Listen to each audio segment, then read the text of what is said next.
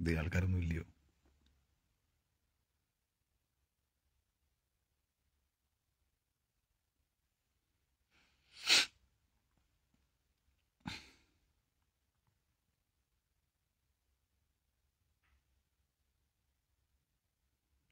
വരൂ വരൂ വരൂ, എല്ലാവരും വന്നിട്ട് സംസാരിക്കാമെന്ന് വെച്ചു.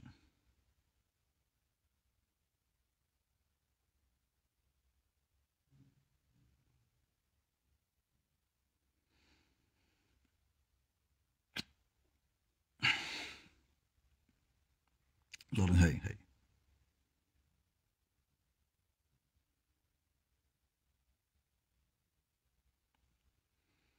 അപ്പം ഞാൻ ഇപ്പോൾ ഈ ലൈവിലേക്ക് വന്നതിൻ്റെ മാറ്ററിലേക്ക് കിടക്കാം.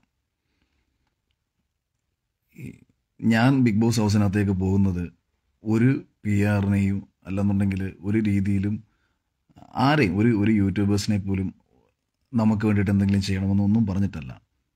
ഞാൻ അകത്ത് പോയി എന്തെങ്കിലും ചെയ്താൽ ആർക്കെങ്കിലും ഇഷ്ടപ്പെടുന്നത് മാത്രമാണ് ഞാൻ ഹൗസിനകത്തേക്ക് പോകുമ്പോൾ പറയുന്ന കാര്യം. ഒരുപാട് ആൾക്കാർ ഇഷ്ടപ്പെട്ടു, ഒരുപാട് ആൾക്കാർ ഒരുപാട് സ്നേഹിച്ചു. ഞാൻ തിരിച്ച് വരുമ്പോൾ ആക്ച്വലി ഞാൻ പറഞ്ഞതുപോലെ ഒരു കുചേലൻ ശ്രീകൃഷ്ണനെ കണ്ട് തിരിച്ചു വരുന്ന അവസ്ഥ തന്നെയാണ് സംഭവിച്ചത്. അപ്പോൾ ഇത്രയും കാലവും ഒരുപാട് ആൾക്കാർക്കിടയിൽ കിടന്ന് പോരാടി പ്രശ്നങ്ങളും പ്രതിസന്ധികളും വിമർശനങ്ങളും മാത്രം കേട്ട എനിക്ക് എല്ലാവരുടെയും സ്നേഹം ഇതുവരെ ആക്സെപ്റ്റ് ചെയ്യാൻ പറ്റിയിട്ടില്ല എന്നുള്ളതാണ് സത്യം. എനിക്കൊരിക്കലും ഉൾക്കൊള്ളാൻ പോലും കഴിഞ്ഞിട്ടില്ല ഇത്രയും പേരെന്നെ സ്നേഹിക്കുന്നു എന്നുള്ള കാര്യം. അപ്പോൾ ഈ സ്വാഭാവികമായി സംഭവിച്ച താനേ ചേർന്ന കൂട്ടം എന്നൊക്കെ പറയുന്നത് പോലെ സ്വാഭാവികമായി സംഭവിച്ച പലയിടത്തുനിന്ന് പല ആൾക്കാർ ചേർന്ന് എന്നെ ഇഷ്ടപ്പെടുന്നവരുടെ ഒരു ഗ്രൂപ്പുകളുണ്ടായി. അപ്പോൾ ഇവരൊക്കെ എനിക്ക് വേണ്ടിയിട്ട് ഒരുപാട് കഷ്ടപ്പെട്ടു. പലരും ഈ ഗ്രൂപ്പിൽ വരാതെ തന്നെ ഒരുപാട് പേരും എനിക്ക് വേണ്ടിയിട്ട് വോട്ട് ചെയ്തു, എനിക്ക് വേണ്ടിയിട്ട് സപ്പോർട്ട് ചെയ്തു, എന്നെ ഇഷ്ടപ്പെട്ടു. അപ്പോൾ ഈ ഗ്രൂപ്പിൽ ഞാനിതിന് ശേഷം പലരിടത്തും സംസാരിച്ചില്ല, അല്ലെങ്കിൽ ആരോടും വീഡിയോ കോൾ ചെയ്തില്ല, എല്ലാവരുടെ അടുത്തും എത്തിയില്ല എന്നൊക്കെ പറഞ്ഞിട്ട് പലവിധ പരാതികളും മറ്റുമൊക്കെ കണ്ടിന്യൂസ് നടക്കുന്നുണ്ട്. ഞാൻ കുറച്ച് പേരോടൊക്കെ സംസാരിച്ചു, കുറച്ച് പേരെയൊക്കെ കണ്ടു. അപ്പം ഇങ്ങനെ നിരവധി പരാതികൾ നടക്കുന്ന സമയത്ത് അവർക്ക് മറ്റൊരു വലിയ പരാതി, അവരുടെ ഭാഗത്തുനിന്ന് ഉയർന്നു വന്ന വലിയൊരു പരാതി എന്ന് പറയുന്നത്, ഞാൻ ഹൗസിനകത്ത് നിൽക്കുമ്പോൾ എനിക്കെതിരെ വളരെ മോശമായ രീതിയിൽ പ്രവർത്തിച്ച കണ്ടസ്റ്റൻറ്റുകൾക്കെതിരെ അവർക്ക് സ്വാഭാവികമായ വിരോധം വന്നിട്ടുണ്ട്. ഒരു പക്ഷേ നിങ്ങൾക്കും ഒക്കെ വന്നിട്ടുണ്ടാവും, എനിക്കറിയില്ല അതിനകത്ത് എത്ര പേര് ഇഷ്ടമായിരുന്നു എന്നുള്ള കാര്യം. അപ്പോൾ അതിൽ ശോഭയുമായി ബന്ധപ്പെട്ട് കുറേ ആൾക്കാർക്ക് കുറേ നെഗറ്റീവ്സും കാര്യങ്ങളൊക്കെ ഉണ്ടായിരുന്നു. അല്ലെങ്കിൽ ആ ശോഭയെ ഇഷ്ടപ്പെടുന്ന ആൾക്കാരുടെ ഇടയിൽ നിന്ന് വന്നേക്കുന്ന പല കമൻറ്റുകളും എന്നെ ഇഷ്ടപ്പെടുന്ന ആൾക്കാർക്ക് ഇഷ്ടപ്പെടാതെ വരികയും അവർ തമ്മിൽ പലവിധ വാക്കേറ്റങ്ങളും വാക്കുതർക്കങ്ങളും ഒക്കെ ഇതുമായി ബന്ധപ്പെട്ട് നടന്നിരുന്നു. അപ്പോൾ ഇവർക്കിടയിൽ ഒരു വലിയ വഴക്ക് പുറത്ത് നടക്കുന്ന സമയത്തും ഞാനകത്ത് സ്വാഭാവികമായിട്ട് ഞാൻ ഒരിടത്ത് വഴക്കുണ്ടാക്കി കഴിഞ്ഞാൽ അതെൻ്റെ മനസ്സിൽ നിൽക്കാത്തത് കൊണ്ട് ഞാൻ പെട്ടെന്ന് മറക്കുന്ന ഒരാളാണ്. അപ്പോൾ ഈ ഗ്രൂപ്പിലും നടന്ന ഒരു പ്രധാനപ്പെട്ട ഒരു ബഹളവും അടിയെന്ന് പറയുന്നത്, അഖിലേട്ടൻ ദേ പോയി ശോഭ ചേച്ചിയുടെ സംസാരിക്കുന്നുണ്ടല്ലോ, ശോഭ ചേച്ചിയുടെ ഫോട്ടോ എടുക്കുന്നുണ്ടല്ലോ, അല്ലെങ്കിൽ ശോഭയുടെ കൂടെ അവർക്ക് തോളത്ത് കേട്ട് നടക്കാന്നുണ്ടെങ്കിൽ നമ്മൾ എന്തിനാണ് വെറുതെ കിടന്ന് തെറിവിളി കേട്ടത്, ഇങ്ങനെയൊക്കെ പറഞ്ഞിട്ടുള്ള പല വോയിസുകളും കാര്യങ്ങളും ഒക്കെ സംസാരിക്കുകയും അവർക്കിടയിൽ ഒരു അടി നടക്കുകയും ഈ ഗ്രൂപ്പിനുള്ളിൽ ഇത്തരം വിഷയങ്ങളുമായി ബന്ധപ്പെട്ട് അടി നടക്കുകയും ചെയ്തപ്പോൾ ഞാൻ ഗ്രൂപ്പിൽ ഞാനൊരു വോയിസ് അയച്ചു. ആ വോയിസ് ഞാൻ എൻ്റെ ഗ്രൂപ്പിൽ, എനിക്കറിയില്ലായിരുന്നു അത് എത്ര പേരുള്ള ഗ്രൂപ്പാണെന്നും എനിക്കറിയില്ല. ഞാൻ ഹരിയുടെ ഫോൺ മേടിച്ചിട്ട് ഞാനൊരു വോയിസ് അയക്കുകയാണ് ചെയ്തത്. ആ വോയിസിനകത്ത് ഞാൻ പറയുന്നൊരു പ്രധാനപ്പെട്ട കാര്യം, അപ്പോൾ അതിനകത്ത് ഇപ്പം ഞാൻ പറഞ്ഞില്ല, ഇപ്പം യൂട്യൂബർമാർക്കായാലും മറ്റുള്ളവർക്കായാലും ദയവ് ചെയ്ത് നിങ്ങൾ മറ്റാരുടെയും ജീവിതത്തിനകത്തേക്കും അവരുടെ പേഴ്സണലായിട്ടുള്ള അവരുടെ ലൈഫിലേക്കും കയറി കളിക്കരുത്. ഇപ്പം നിങ്ങൾക്ക് ഞാനുമായി ബന്ധപ്പെട്ടിട്ടുള്ള എന്ത് കാര്യം നിങ്ങൾക്ക് വാർത്തയാക്കാം, പക്ഷേ അത് ഞാനൊരു വളരെ ചുരുങ്ങിയൊരു സ്പേസിൽ പറഞ്ഞൊരു കാര്യമാണ്. എനിക്കറിയില്ല അതിനകത്ത് എത്ര പേരുണ്ടെന്ന്, ഇപ്പോൾ എത്ര പേരാണ്. അപ്പോൾ ഈ എന്തായാലും ഇങ്ങനൊരു വീഡിയോ എടുത്ത് വെച്ച് ലീക്ക് ചെയ്ത് ഇപ്പോൾ അതുമായി ബന്ധപ്പെട്ട് എന്തൊക്കെയോ ഭയങ്കര ചർച്ചകളും കാര്യങ്ങളൊക്കെ നടക്കുകയാണ്. ബിഗ് ബോസ് ഹൗസിനകത്ത് അഖിൽമാരാർ ഒറിജിനലായിട്ട് നിൽക്കുന്ന കണക്ക് ഞാൻ എങ്ങനെയാണ് ഏഷ്യാനെറ്റിൻ്റെ ഒരു പരിപാടിയിൽ ആക്ഷനും കട്ടും പറയുന്ന ഒരു പരിപാടിയിൽ ഞാൻ എങ്ങനെയാണ് ഒറിജിനലാവുന്നത്? അവർ ആക്ഷൻ പറയുമ്പോൾ അവിടെ പെർഫോം ചെയ്യേണ്ട ഒരാളാണ് ഞാൻ. അപ്പോൾ എന്നെ സംബന്ധിച്ച് ബിഗ് ബോസിനകത്ത് ഞാൻ ശോഭയോടൊന്നല്ല, നമ്മളെ ഹൗസിലുള്ള എല്ലാവരുടെ അടുത്തും നമ്മൾ റിയാക്ട് ചെയ്തത്, അത് എനിക്ക് ആ നിമിഷം തോന്നുന്ന എൻ്റെ ഒരു പക്ഷേ ഉണ്ടാകുന്ന വൈകാരിക നിമിഷങ്ങളെ ബേസ് ചെയ്തുകൊണ്ടാണ് ഞാൻ റിയാക്ട് ചെയ്യുന്നത്. അത് എനിക്ക് സ്വാഭാവികമായി സംഭവിക്കുന്ന കാര്യങ്ങളാണ്. അല്ലാണ്ട് അങ്ങനെ ചെയ്യാം അല്ലെങ്കിൽ ഇങ്ങനെ ചെയ്യാം, ഇപ്പോൾ പോയി ഒന്ന് വഴക്കുണ്ടാക്കാം, ഇപ്പോൾ പോയി ഒരു തമാശ പറയാം, ഇങ്ങനെയൊക്കെ പറഞ്ഞു പോയിട്ട് റിയാക്ട് ചെയ്യുന്ന ഒരാളായിരുന്നില്ല ഞാൻ. അപ്പം ഇപ്പം എൻ്റെയും ശോഭയുമായി ബന്ധപ്പെട്ടുണ്ടായിട്ടുള്ള ചില നല്ല മൊമെൻറ്റുകൾ പുറത്ത് കുറച്ച് ആൾക്കാർക്ക് ഇഷ്ടപ്പെടുകയും അപ്പോൾ അതിനെ ബേസ് ചെയ്തുകൊണ്ട് എന്ത് ചെയ്യുന്നു വെച്ചാൽ ഇപ്പം സ്റ്റാർ സിംഗറിൻ്റെ പരിപാടിയിൽ അവർ എന്നെയും ശോഭയും വിളിച്ചു. അപ്പം വിളിച്ചപ്പോൾ ഇപ്പോൾ ശോഭ വരുന്നതിൽ എനിക്ക് ഒരു വിഷമവുമില്ല. ഇപ്പം അങ്ങനെയാണ് ഈ ചർച്ച പോകുന്നത്. എന്തോ ശോഭ വരുന്നത് എനിക്കെന്താണ്ട് വിരോധമുണ്ടായെന്നോ, ഞാൻ അതിനകത്ത് എന്താണ്ട് ഇറിറ്റേറ്റഡ് ആയെന്നോ, അങ്ങനല്ല. എന്താണ് ഇവർ ചർച്ച ചെയ്തുകൊണ്ടിരിക്കുന്നത് എനിക്ക് മനസ്സിലാകുന്നില്ല. ഞാൻ ആകെ പറഞ്ഞത്, ഇപ്പം ഹൗസിനുള്ളിൽ അഖിലും ശോഭയും തമ്മിൽ വഴക്കുണ്ടാക്കിയെങ്കിൽ പുറത്ത് ഞങ്ങൾ തമ്മിൽ വഴക്കാണ്, അല്ലെങ്കിൽ ആ വഴക്കെടുത്ത് വെച്ചൊരു കണ്ടന്റ് ഉണ്ടാക്കിയിട്ട് ആ കണ്ടന്റ് വീണ്ടും ജനങ്ങൾക്ക് മുമ്പിലേക്ക് ഇട്ടുതരാൻ വേണ്ടിയിട്ട് അഖിൽമാരാരെന്ന് പറയുന്ന ആള് ബിഗ് ബോസ് ഹൗസിനകത്ത് ജീവിച്ചാണെങ്കിൽ ഇനി പുറത്ത് ഇനി അങ്ങോട്ട് എല്ലാ ദിവസവും ജീവിക്കണമെന്ന് വെച്ചാൽ ഇതൊന്നും നടക്കുന്ന കാര്യമല്ല. അപ്പം ഞാൻ അതാണ് എന്നെ ചാനലിൽ നിന്ന് വിളിച്ച ക്രിയേറ്റീവ് ഹെഡിനോട് ഞാൻ പറഞ്ഞത്, ക്രിയേറ്റീവിൻ്റെ ടീംസിനോട് ഞാൻ പറഞ്ഞത്, എനിക്ക് ഹൗസിനുള്ളിലെ പോലെ ഇവിടെ ചെയ്യാൻ എനിക്ക് താല്പര്യമില്ല. അല്ലെങ്കിൽ ഹൗസിനകത്ത് വെച്ച് ഞാനും ശോഭയും തമ്മിൽ ഏതെങ്കിലുമൊക്കെ കാര്യങ്ങൾക്ക് വഴക്കുണ്ടാവുകയോ അടിയുണ്ടാവുകയോ അതൊക്കെ രസകരമായി വന്നിട്ടുണ്ടെന്നുണ്ടെങ്കിൽ എനിക്ക് അതിൻ്റെ പേരിൽ വന്നിരുന്ന് അഭിനയിക്കാൻ എനിക്ക് താല്പര്യമില്ല, അത് ഞാൻ ചെയ്യില്ല. ഇതാണ് ഞാൻ ഗ്രൂപ്പിൽ പറഞ്ഞൊരു കാര്യമെന്ന് പറയുന്നത്. അല്ലാണ്ട് എനിക്ക് ശോഭ അവിടെ വന്നതിൽ എനിക്കെന്തോ ഇറിറ്റേഷൻ ആയെന്നോ, ശോഭ വന്നതിന് എനിക്ക് താല്പര്യം, ഇത് എനിക്ക് എൻ്റെ താല്പര്യമാണോ നോക്കുന്നത്? ചാനലാണ് ആ പ്രോഗ്രാം നടത്തുന്നത്, അവരാണ് വിളിക്കേണ്ടത്. അതിനകത്ത് ആകെ ഞാൻ പറഞ്ഞത്, ഇപ്പം 2ാം സ്ഥാനം വന്ന റിനീഷയെ അവർ വിളിച്ചില്ല. 2ാം സ്ഥാനം വന്ന റിനീഷയെ അവർ വിളിക്കാഞ്ഞതിൻ്റെ കാരണം അവർക്ക് വേണ്ടിയിരുന്നത് അഖിൽമാരാരും ശോഭയും കൂടെ നിൽക്കുമ്പോൾ ഉണ്ടാകുന്ന കണ്ടന്റുകളാണ് അവർക്ക് വേണ്ടിയിരുന്നത്. അപ്പോൾ അവിടെ പോയി നിന്ന് അഭിനയിച്ചൊരു കണ്ടന്റ് ഉണ്ടാക്കുക എന്ന് വെച്ചാൽ എനിക്ക് പറ്റുന്ന കാര്യമല്ല. അല്ലെങ്കിൽ അവരൊരു ആക്ഷൻ പറയുന്ന സമയത്തേക്ക് അങ്ങനെ ഇപ്പോൾ ചാടിക്കളിക്കട കുട്ടിരം, ഇത് ഞാൻ ആക്ച്വലി ബിഗ് ബോസിനുള്ളിൽ പോലും ഞാൻ പലപ്പോഴും പറഞ്ഞിട്ടുള്ളതാണ്. ഞാൻ ആർക്ക് വേണ്ടിയിട്ടും കോമാളി കെട്ടാൻ എനിക്ക് താല്പര്യമില്ല. ഞാൻ എൻ്റേതായ ഒരു വ്യക്തിത്വത്തിലൂടെ തന്നെ മുന്നോട്ട് പോകാനാണ് എൻ്റെ ആഗ്രഹം. ഞാനൊരു റൈറ്ററായിട്ടും ഒരു ഡയറക്ടറായിട്ടും ഒക്കെ അറിയപ്പെടാൻ ആഗ്രഹിച്ച ഒരാളാണ് ഞാനൊരു ഭയങ്കര സെലിബ്രിറ്റി സ്റ്റാറ്റസ് എൻജോയ് ചെയ്യുന്ന ഒരാളുമല്ല. അതുകൊണ്ട് തന്നെ എനിക്ക് ഭയങ്കര വലിയ മോഹങ്ങളോ അങ്ങനെ വലിയ സ്വപ്നങ്ങളോ ഒന്നുമില്ല. ഞാൻ വളരെ 3 നേരം വളരെ കുറച്ച് ഭക്ഷണം കഴിക്കണം. അതായത് ഈ പറഞ്ഞ ഭക്ഷണം വളരെ കുറച്ച് കഴിക്കണമെന്ന് ഞാൻ പറഞ്ഞത് എനിക്കങ്ങനെ ഭയങ്കര വലിയ ഭക്ഷണങ്ങളോട് ആഗ്രഹമില്ല. ഞാൻ അങ്ങനെ വളരെ കുറച്ച് മാത്രം ചിന്തിക്കുന്ന ഒരാളാണ്. ഇതെനിക്കറിയില്ല ഞാനിത് പറയുമ്പം ഈ വിഷയങ്ങളെ എത്ര പേര് ഏത് രീതിയിലാണ് എടുക്കുന്നതെന്നൊന്നും എനിക്കിപ്പോഴും മനസ്സിലാവുന്നില്ല. എൻ്റെ അത്തരം ജഡ്ജ്മെൻറ്റുകളൊക്കെ എവിടേക്കോ നഷ്ടപ്പെട്ടു പോയി. കാരണം പറയുന്നതും ഹൗസിനകത്ത് ഞാൻ പറയുന്ന ചില കാര്യങ്ങളെ വളച്ചൊടിക്കുന്നത് പോലെ, ഞാനൊരു ഗ്രൂപ്പിൽ, എന്നെ ഇഷ്ടപ്പെടുന്ന ഒരു ഗ്രൂപ്പിൽ അവർക്ക് വേണ്ടി ഞാൻ അയച്ച ഒരു മെസ്സേജാണത്. ആ മെസ്സേജിൽ അവർക്ക് വിഷമം ഉണ്ടാവണ്ട. ചില കാര്യങ്ങൾ നമ്മൾ പുറത്ത് ചെയ്യേണ്ടി വരുമ്പോൾ ചിലരത് അഡ്ജസ്റ്റ് ചെയ്യേണ്ടി വരും. എനിക്ക് ചില സ്ഥലത്ത് അഡ്ജസ്റ്റ് ചെയ്യേണ്ടി വരും. ഇപ്പം ഞാൻ പറയാം, നിങ്ങൾ എന്നെ ഹൗസിനകത്ത് വെച്ച് ഞാൻ ഭയങ്കരമായിട്ട് ചൂടാവുന്നത് നിങ്ങൾ കണ്ടിട്ടുണ്ട്. അപ്പം ആ ചൂടാവുന്ന എന്നെ നിങ്ങൾ ഇഷ്ടപ്പെട്ടിട്ടുണ്ട്. നിങ്ങൾ ആലോചിച്ചു, നിങ്ങളോട് ആരോടെങ്കിലും ആണ് ഞാൻ അങ്ങനെ ചൂടാവുന്നതെങ്കിൽ. ഇപ്പം കഴിഞ്ഞ ദിവസം ഞാൻ കൊട്ടാരക്കര കോടതിയിൽ ഞാനൊരു ജാമ്യം എടുക്കാൻ വേണ്ടി പോയ സമയത്ത് ഉണ്ടായ ഒരു ഇൻസിഡൻറ്റ് ഞാൻ പറയാം. അപ്പോൾ അവിടെയുള്ള എല്ലാവർക്കും എൻ്റെ കൂടെ ഫോട്ടോസ് എടുക്കാനും ഞാൻ എല്ലാവരുടെ കൂടെ നിന്നും ഓടിപ്പോയി തന്നെ ഞാനതെല്ലാം ചെയ്തുകൊണ്ട്, ഞാനൊരു സൈഡിൽ കോടതി ജാമ്യം എടുക്കാൻ വന്നതാണെങ്കിൽ കൂടി. അപ്പം ഞാൻ ജാമ്യം എടുക്കാൻ നിൽക്കുന്നു, മജിസ്ട്രേറ്റ് എൻ്റെ കേസ് എടുത്ത് മാറ്റി വയ്ക്കുന്ന സമയത്ത് ഒരാളെന്ന് എൻ്റെ വയറിൽ ഭയങ്കരമായിട്ട് ടൈറ്റ് ചെയ്ത് പിടിച്ചിട്ട് അകത്ത് നിന്ന് എന്നെ ഒരു ഫോട്ടോ എടുക്കട്ടെ ഇങ്ങോട്ട് വാന്നും പറഞ്ഞിട്ട് പിടിച്ച് വലിച്ച് എന്നെ പുറത്തേക്ക് കൊണ്ടുപോയി. അപ്പം ഞാൻ അവിടെ എന്നിട്ട് ഞാൻ ഒന്നും മിണ്ടിയില്ല. ഞാൻ അവിടെ നിന്ന് ഫോട്ടോസ് എടുത്തപ്പോഴത്തേക്ക് അതൊരു സൈഡിൽ കൂടെ വെട്ടം അടിക്കുന്നുണ്ട്. പുള്ളിയുടെ ഫോണിൽ ക്ലിയർ ആവുന്നില്ല. അപ്പം പുള്ളി വീണ്ടും എന്നെ പിടിച്ച് വലിക്കുകയാണ്. അതായത് കോർട്ടിൻ്റെ എനിക്ക് എൻ്റെ കേസ് അവിടെ എടുത്ത് വെച്ചേക്കുകയാണ്. അതുപോലും പുള്ളി ശ്രദ്ധിക്കാതെ, പുള്ളിയുടെ കൂടെ ഒരു 10 പേരോളം ഉണ്ട്. ഇവരൊക്കെ ഇഷ്ടപ്പെടുന്നവരാണ്. ഇവരോട് എനിക്കൊരു പരിഭവമില്ല. പക്ഷേ ഇവർ പിടിച്ച് വലിച്ച സമയത്ത് ഞാൻ പുള്ളിയുടെ കൈ പിടിച്ച് തള്ളിയിട്ട് ഞാൻ പറഞ്ഞു, എൻ്റെ പൊന്നു ചേട്ടാ എന്തിനാണ് ഇങ്ങനെ ഇടന്ന്, മാത്രമല്ല മദ്യപിച്ചിട്ടുണ്ടായിരുന്നു. ഇവർ ഈ വന്ന ആൾക്കാരും ഏതൊക്കെയോ കേസിലെ പ്രതികളും കണ്ടാണെന്നാണ് തോന്നുന്നത്. ഇവർ ജാമ്യം എടുക്കാൻ എന്താ വന്നതാണ്. പെട്ടെന്ന് ഞാൻ ദേഷ്യം വന്നു. എൻ്റെ സ്വാഭാവികമായ ദേഷ്യം എനിക്ക് പെട്ടെന്ന് വന്നു. പക്ഷെ പെട്ടെന്ന് ഈ ദേഷ്യം വന്ന സമയത്ത് തന്നെ ഞാൻ ചിന്തിച്ചു, ദൈവമേ, ഈ കാര്യം ആരെങ്കിലും ഒരാൾ വീഡിയോ എടുത്ത് വെക്കുകയും യൂട്യൂബർമാർക്ക് ആഘോഷിക്കാമല്ലോ. ഫോട്ടോ എടുക്കാൻ വന്ന ഫാൻസിനെ അഖിൽമാരാർദ കൈ പിടിച്ച് തള്ളിയിരിക്കുന്നു, അയാളെന്തോ വലിയ ആളാണെന്ന് കാണിക്കാൻ ശ്രമിക്കും. ഇത് ഞാൻ ചിന്തിച്ചു. പക്ഷേ എന്താണ് അതിനു മുമ്പ് നടന്നതെന്നോ, അല്ലെങ്കിൽ ആ കോടതിയിൽ ആൾക്കാരുടെ അടുത്ത് ഞാൻ എങ്ങനെയാണ് ഇടപെട്ടതെന്നോ, അവിടെ ഓരോരുത്തരോട് ഞാൻ എങ്ങനെയാണ് സഹകരിച്ചതെന്നോ ആരും സംസാരിക്കാൻ പോകില്ല, ആരും ചർച്ച ചെയ്യില്ല. അപ്പം ഒരാൾ മദ്യപിച്ചിട്ട് വന്ന് പിടിച്ച് വലിച്ച് തള്ളുന്ന സമയത്ത് നമ്മൾ റിയാക്ട് ചെയ്ത് കഴിഞ്ഞാൽ അത്രയും കട്ട്സ് മാത്രമേ നിങ്ങൾ കാണൂ. ചിലപ്പോൾ ഒരു 30 സെക്കൻഡ് റീൽസിന് അത് മാത്രം മതിയാവും. അപ്പം ഞാൻ ആ നിമിഷം ചിന്തിച്ചു, ഞാൻ ഇനി എത്ര ഞാനായി ജീവിക്കും, ഞാൻ ഇനി ഒരു ഒറിജിനലായിട്ട് ഇടപഴകും. എനിക്ക് ദേഷ്യം വന്നാൽ ഞാൻ ആരോട് എൻ്റെ ദേഷ്യം കാണിക്കും? ഇതൊക്കെ ഒരു മനുഷ്യൻ്റെ വികാരങ്ങളാണല്ലോ. അപ്പോൾ ഇത്തരം കാര്യങ്ങൾ നിങ്ങളോടൊന്ന് ചിന്തിക്കുക. നമ്മളും ഇങ്ങനെ ഭയങ്കര വലിയ സ്വപ്നമൊന്നും കണ്ടുപോകുന്ന ആളൊന്നും അല്ല ഞാൻ.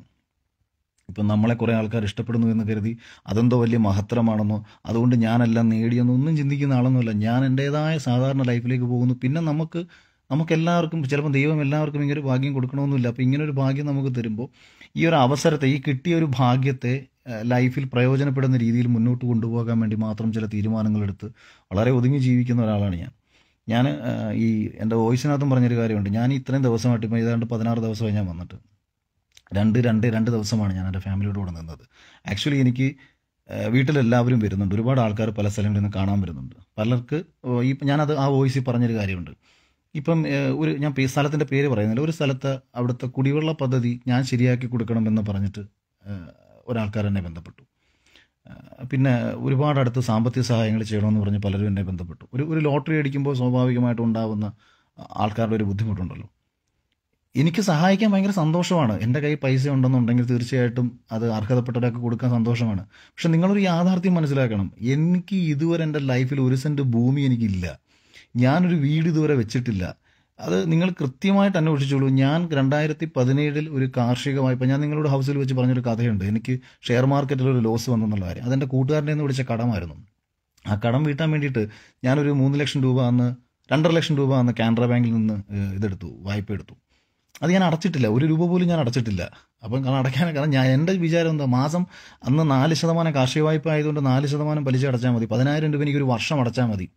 പക്ഷെ ഞാൻ ചിന്തിച്ചത്, അന്ന് എനിക്ക് 10,000 രൂപ വലുതായതുകൊണ്ട് ഞാൻ ഒരിക്കലും രക്ഷപ്പെടത്തില്ലല്ലോ. ഞാൻ നശിച്ച് എങ്ങനെങ്കിലുമൊക്കെ ഒരു 2020 ആകുമ്പോഴത്തേക്ക് ആത്മഹത്യ ചെയ്ത് ജീവിതം അവസാനിക്കുന്ന ഞാൻ ഇപ്പോൾ കയ്യിരിക്കുന്ന ഇതുകൊണ്ട് 10,000 രൂപ കൊണ്ട് കാർഷിക വായ്പ അടച്ച് തീർക്കണ്ടല്ലോ എന്നൊക്കെ ചിന്തിച്ച് മനഃപൂർവ്വം അടയ്ക്കാതിരുന്ന് അതിൻ്റെ ഒരു സെക്കൻഡ്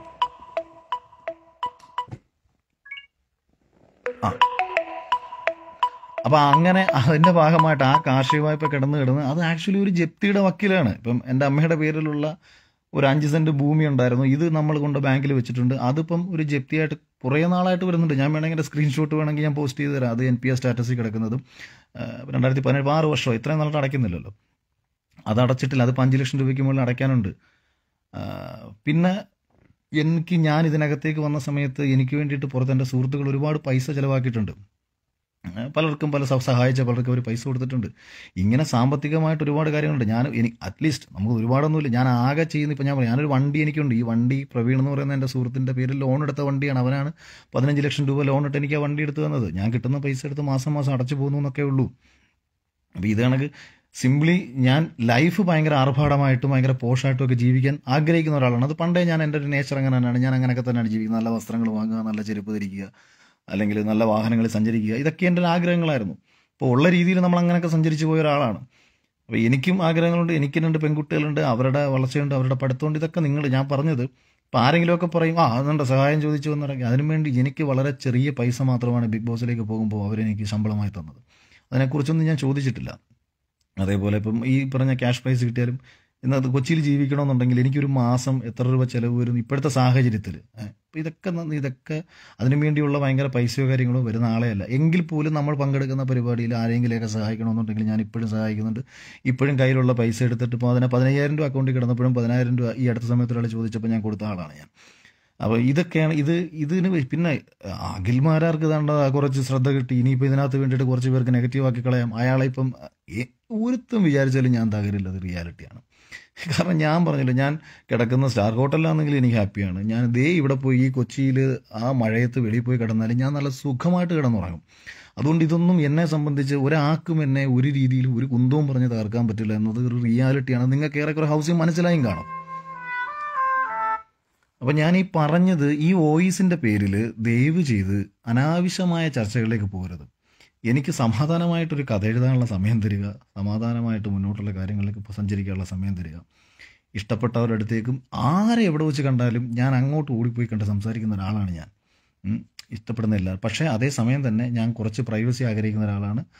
വളരെ കുറച്ച് പേരെടുത്ത് മാത്രം എൻജോയ് ചെയ്ത് ലൈഫ്, ഇന്നലെ വരെ ഭയങ്കര ആൾക്കൂട്ടത്തെ എൻജോയ് ചെയ്ത് പിന്നീട് ലൈഫിൽ ഇവരൊന്നും ഒന്നുമല്ല എന്ന് മനസ്സിലാക്കി എന്നെ മനസ്സിലാക്കിയ ആൾക്കാരുടെ അടുത്ത് മാത്രം ചുരുങ്ങി. കാരണം ഞാൻ ഒന്നുമല്ലാതിരുന്ന സമയത്ത്, ഞാൻ നശിച്ചു പോകേണ്ടിരുന്ന സമയത്ത് എനിക്ക് എണ്ണിയെടുക്കുന്ന വിരലിലെണ്ണാവുന്ന ആൾക്കാർ മാത്രമേ എനിക്ക് ഒപ്പം ഉണ്ടായിരുന്നുള്ളൂ. അപ്പം എന്ന് കരുതി മറ്റുള്ളവരോടൊന്നും എനിക്ക് വിരോധം ഒന്നുമില്ല. അവരൊക്കെ തന്നെയാണ് എന്നെ ഞാനാക്കി മാറ്റിയത്. അവരോടൊക്കെ സ്നേഹം തന്നെയാണ്. പക്ഷേ ആ എൻജോയ്മെൻറ്റ് എവിടെയോ എൻ്റെ മനസ്സിൽ നശിച്ചു പോയി. അങ്ങനെ ഒരു ഭയങ്കര ബഹളങ്ങൾക്കിടയിലും ഇല്ല, അതൊന്നും അത് എവിടേക്കോ പോയി കഴിഞ്ഞു. ക്ഷമിക്കണം അതിനകത്ത് എന്നോട്. അപ്പോൾ ഇതുകൊണ്ട് ദയവ് ഇത് ഈ യൂട്യൂബർമാരോടും സ്നേഹിതന്മാരോടും ഓൺലൈൻ ചാനലുകാരോടും പിന്നെ എനിക്ക് വേണ്ടി ഇപ്പം ഞാൻ ഇങ്ങനെ പറഞ്ഞു അങ്ങനെ പറഞ്ഞു എന്നൊക്കെ പറഞ്ഞിട്ട് എന്തൊക്കെയോ പറഞ്ഞ് നടക്കുന്ന ആൾക്കാരുടെ അടുത്തൊക്കെ പറയാനുള്ളത്, നിങ്ങൾ എന്ത് വേണമെങ്കിലും പറഞ്ഞോളൂ. എന്നെ ഇഷ്ടപ്പെടുന്ന ആൾക്കാർക്ക് വേണ്ടി മാത്രമാണ് ഞാനിപ്പോൾ ഈ വീഡിയോ ചെയ്തത്.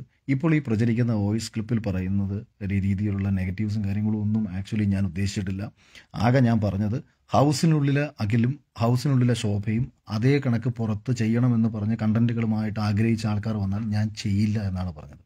അത് ഏഷ്യാനെറ്റ് എന്നല്ല, ആര് പറഞ്ഞാലും അതൊന്നും ചെയ്യാൻ എനിക്ക് താല്പര്യമില്ല. കാര്യം അതിൻ്റെ സ്വാഭാവികമായി വരേണ്ടതാണ്, അത് വരില്ല. ആക്ഷൻ പറഞ്ഞിട്ട് അഖിൽ അങ്ങനെ പോയി ചെയ്യുമെന്ന് പറഞ്ഞാൽ എനിക്ക് ചെയ്യാനും പറ്റില്ല. അതാണ് എനിക്ക് ഇറിറ്റേഷനായത്. അല്ലാതെ ശോഭ വന്നത് എനിക്ക് ഒരു പ്രശ്നവുമില്ല. ശോഭ ഇപ്പം എനിക്ക് ഭയങ്കര ആത്മാർത്ഥ സുഹൃത്തോ അല്ലെങ്കിൽ എൻ്റെ നല്ല സുഹൃത്തോ അങ്ങനൊന്നുമില്ല. പക്ഷേ എനിക്ക് ശോഭയോട് യാതൊരു വിരോധവുമില്ല. ശോഭയുടെ കരിയർ ഉണ്ടാക്കട്ടെ, ശോഭ മുന്നോട്ട് പോട്ടെ, ശോഭ നന്നായിരിക്കട്ടെ. അപ്പം ഇതാണ് എനിക്ക് പറയാനുള്ളത്. അതുകൊണ്ട് അനാവശ്യമായിട്ട് ഈ എൻ്റെയും ശോഭയുടെയും പേര് പുറത്ത് വലിച്ചടിച്ച് അവരും സന്തോഷത്തോടുകൂടി ജീവിക്കട്ടെ, നിങ്ങളും ഇനി നിങ്ങളുടെ സന്തോഷം ഇതാണെങ്കിൽ നിങ്ങൾക്ക് മറ്റാരെങ്കിലെയൊക്കെ പറഞ്ഞ് ഇതിലൂടെയാണ് നിങ്ങൾ സന്തോഷം കണ്ടെത്താൻ ആഗ്രഹിക്കുന്നുണ്ടെങ്കിൽ നിങ്ങളത് തുടർന്നോളൂ എന്ന് തന്നെ പറയാൻ ഞാൻ ആഗ്രഹിക്കുകയാണ്. എന്നെ ഇഷ്ടപ്പെടുന്ന ഒരു ദയവ് ചെയ്ത് ഈ ഒന്നോ രണ്ടോ കാര്യങ്ങളുമായി ബന്ധപ്പെട്ട് ആരെങ്കിലും എന്തെങ്കിലും പറയുന്ന സമയത്ത്, കാരണം കുറേ മെസ്സേജുകൾ ഈ സ്ക്രീൻഷോട്ടുകൾ എനിക്ക് ഇങ്ങനെ കണ്ടിന്യൂസ് അയച്ചിരുന്നുണ്ട്. അഖിലേട്ടാ ആ വോയിസിലേക്ക് എന്ത് വോയിസിലേക്ക് ആകെ പറഞ്ഞത് ഈ ഒരു കാര്യമാണ്. അത് എന്നെ ഇഷ്ടപ്പെടുന്ന ആൾക്കാരുടെ അടുത്ത് ഈ അവരുടെ ചില പരാതികൾ മാറട്ടെ എന്ന് കരുതി അത് മാറാൻ വേണ്ടിയിട്ട് മാത്രം അയച്ചൊരു വോയിസ് എടുത്തിട്ടാണ് ഇപ്പം പല ആൾക്കാരും ചർച്ച നടത്തുന്നത്. ഇതാണ് എൻ്റെ റിയാലിറ്റി. അപ്പോൾ താങ്ക് യു എല്ലാവർക്കും. കാര്യങ്ങൾ മനസ്സിലാക്കാമെന്ന് വിശ്വസിക്കുന്നു. ഞാൻ കുറച്ച് ഡിസ്റ്റർബ്ഡ് ആയിട്ടിരിക്കുകയായിരുന്നു. അപ്പം ഞാൻ സംസാരിച്ചത് ഈ ഹൗസിനുള്ളിലൊക്കെ സംസാരിക്കുന്നത് എത്രത്തോളം ക്ലാരിറ്റി സംസാരിച്ചതെന്നൊന്നും എനിക്കറിയില്ല. എന്തായാലും നിങ്ങൾക്ക് എന്നെ മനസ്സിലായി കാണുമെന്ന് വിശ്വസിക്കുന്നു. ഇഷ്ടപ്പെടുന്നവർ വീണ്ടും ഇഷ്ടപ്പെടണമെന്ന് പറയാൻ ഞാൻ ആരുമില്ല. നമുക്ക് സമയം പോലെ കാണാം. എല്ലാവരോടും എനിക്ക് സ്നേഹം മാത്രമാണ്. ഒരുപാട് പിന്തുണയ്ക്കും സ്നേഹത്തിനും വീണ്ടും ഒരു നന്ദി പറയുകയാണ്. അതോടൊപ്പം തന്നെ എനിക്ക് ഭയങ്കര വിഷമമുള്ളൊരു ദിവസമാണ്. ഉമ്മൻചാണ്ടി സാറിൻ്റെ മരണം സംഭവിച്ചൊരു ദിവസമാണ്. എനിക്ക് ഇത്രത്തോളം ഞാൻ സ്നേഹിച്ച, ഇത്രത്തോളം ആരാധിച്ച ഒരു ജനനേതാവ് വേറെയില്ല. അദ്ദേഹത്തെ അത്രയേറെ ഞാൻ ആക്ച്വലി ബിഗ് ബോസ് ഹൗസിനകത്ത് ഞാൻ ഉമ്മൻചാണ്ടി സാറിൻ്റെ ശബ്ദം അനുകരിച്ചിട്ടുണ്ട്. അതിൻ്റെ കണ്ടൻറ്റൊന്നും നിങ്ങൾ കണ്ടിട്ടില്ലെന്ന് ഞാൻ പുറത്തു വന്നപ്പോഴാണ് ഞാൻ അറിഞ്ഞത്. ഒരുപാട് പ്രാവശ്യം നേരിട്ട് കാണാനും അദ്ദേഹത്തിലൂടെ ഒരുപാട് ആൾക്കാരെ സഹായിക്കാനും ഒരു സമയത്ത് എനിക്ക് കഴിഞ്ഞിട്ടുണ്ട്.